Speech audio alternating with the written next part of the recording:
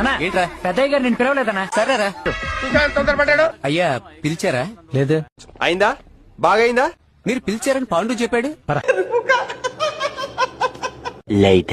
పెద్దయ్య పిలవనే లేదన్నారు. నేను పిలవలేదనేగా చెప్పాను. అదెందుకురా నాతో చెప్పావు? నిన్ను పిలవలేదని నీతోనేగా చెప్పాలి.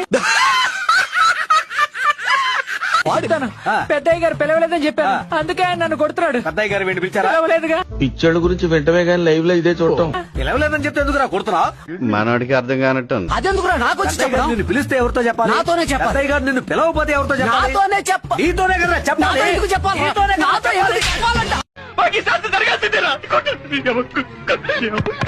ఎప్పుడు ఇలా కొట్టుకొని చూస్తుంటే భారతదేశం ఎలా బాగుపడుతుందా?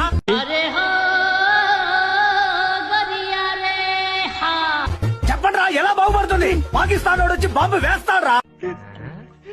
బర్మా వాడు వచ్చి ఆక్రమించుకోకుండా ఏం చేస్తాడు? చైనా వాడు మొబైల్ ఫోన్ల దగ్గర నుంచి అన్ని తీసుకొని అమ్మకుండా ఏం చేస్తాడు? పెద్ద నాయాలారా, పేపర్ చదివి తెలివి పెంచుకోండిరా. మల్లారా మీ దుంపలు మీరెక్కడ తయారయ్యారా బాబు? భారతదేశం ఎప్పటికి బాగుపడుతుందిరా?